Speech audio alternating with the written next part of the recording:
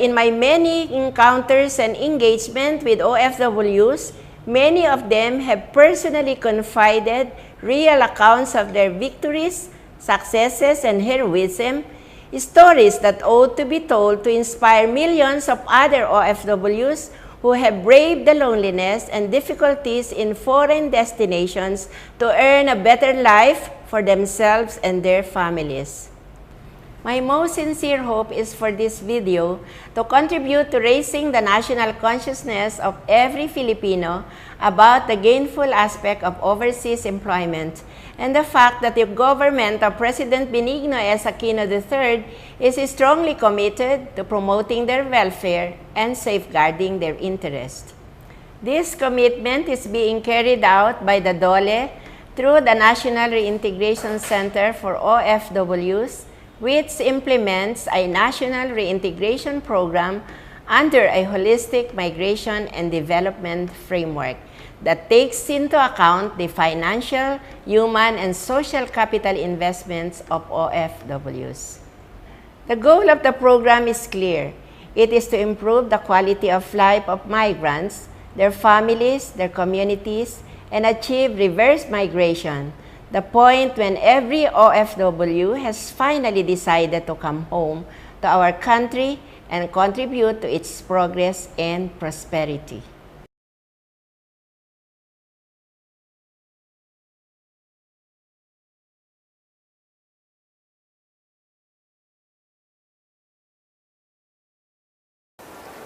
Interviews you'll be watching show overseas employment and business management principles, which our OFW entrepreneurs have applied successfully.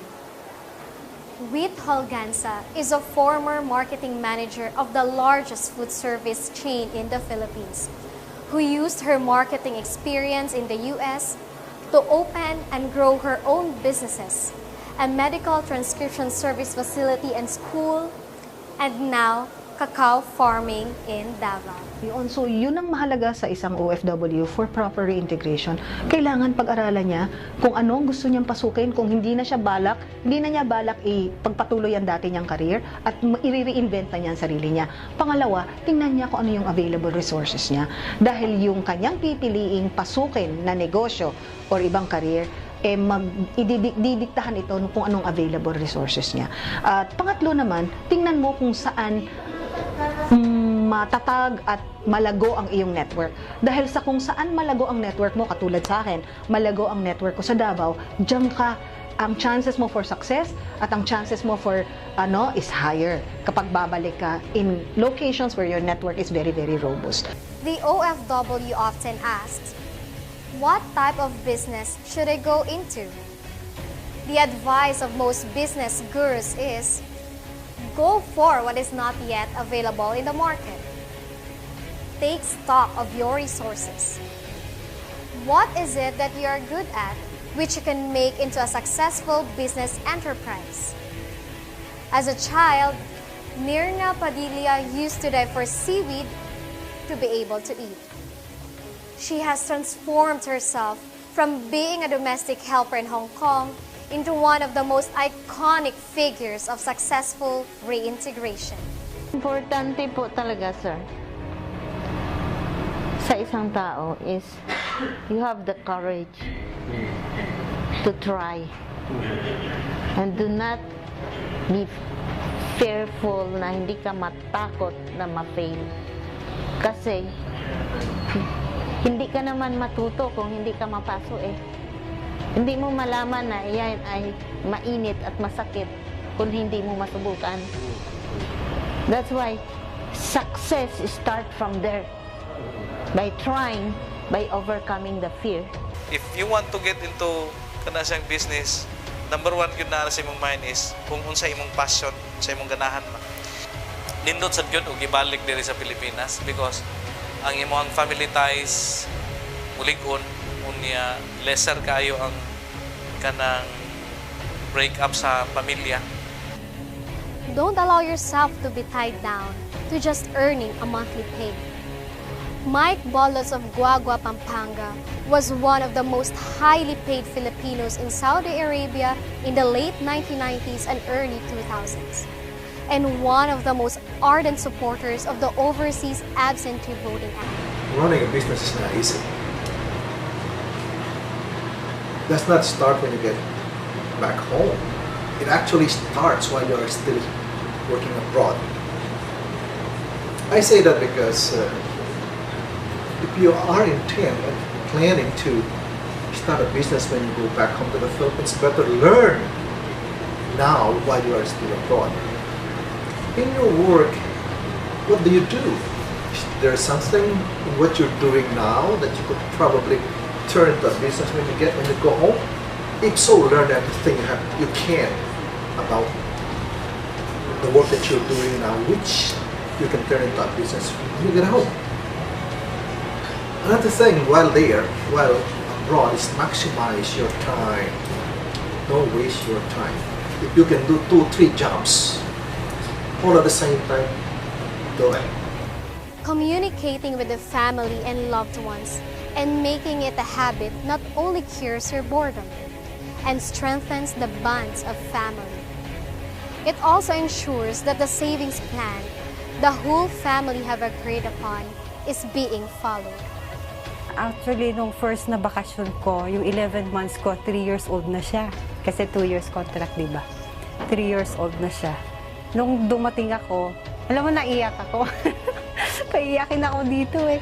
Nung dumating ako kasi, yung 3 years old ko, dinampasan ako. Nung dumating ako, yung siyayakapin ko, dinampasan ako. Kaya yun, masakit. Running a business can be challenging and even frustrating. Ups and downs are just normal for a business, says Ronaldine Achacoso, who survived a bad employer in Brunei who maltreated and accused her of theft. She is now an aspiring abaca flower decor supplier in Davao City. Kailangan nato maguna-una og negosyo nga haom para sa atoang hibaw-an. O ayaw mo ka-discourage kay ordinaryo lang sa tao sa nagnegosyo ang ups and down. Kaya ninyo na, kung nakaya nako nga wala ko gisugdan nga kapital nga sama ninyo, mas labaw kaya ninyo.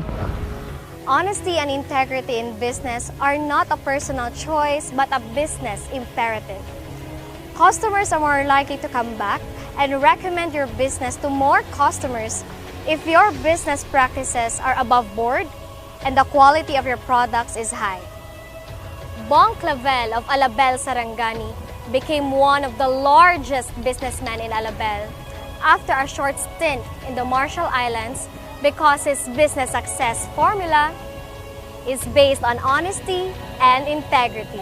Honest po kasi sila, pagpasweldo, alagaan mo sila kay after na para ang customer nimo kung good quality mong display, maayo mong pagdala sa tao. So ang customer wala na gid siguro pagduha pa nga dili mamili sa imong produkto o magpalit sa imong tindahan.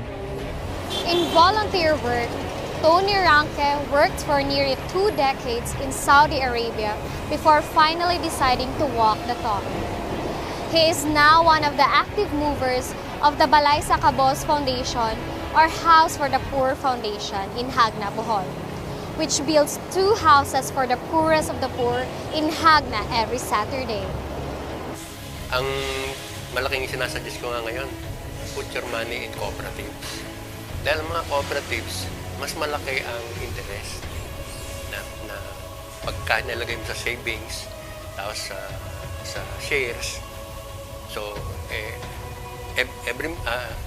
annually, nag-declare ng dividend. Tapos pwede ka pang umutang. There are many other examples of OFWs who have successfully reintegrated in business, professional practice, local employment, and volunteer work.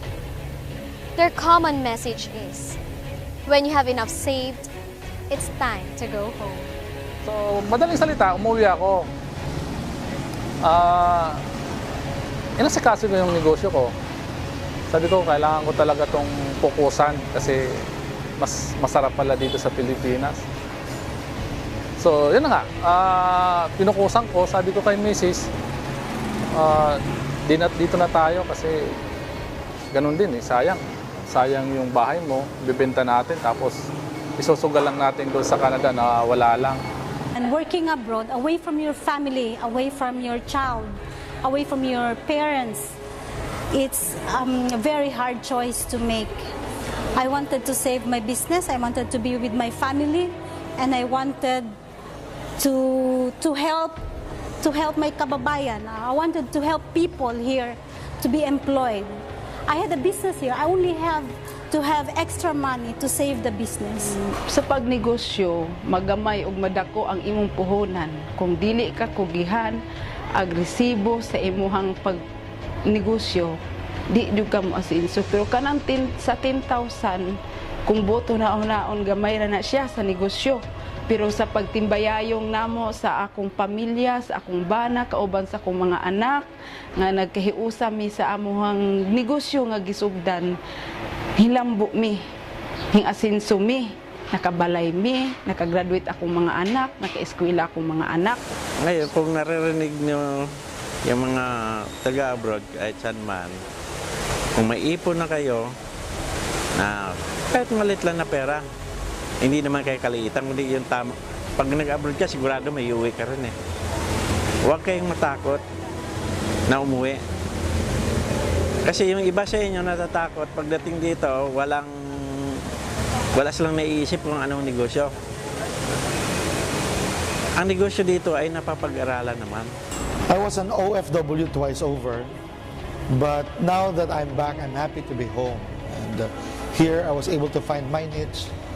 Even at my age of 52, I realized there's no such thing as old age to keep you just sitting in a corner. No?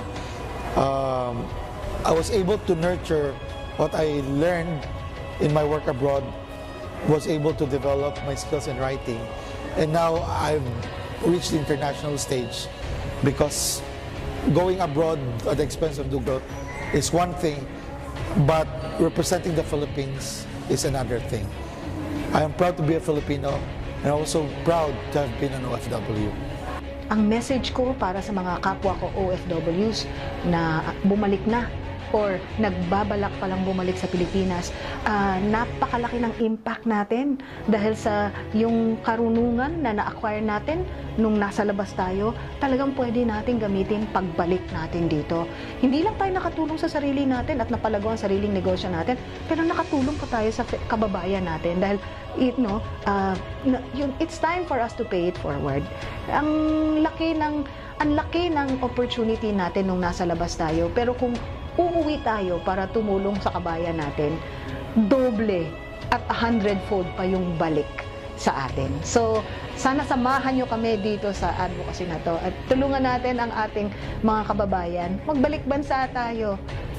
Kaya mga kababayan, handa na ba kayong bumalik?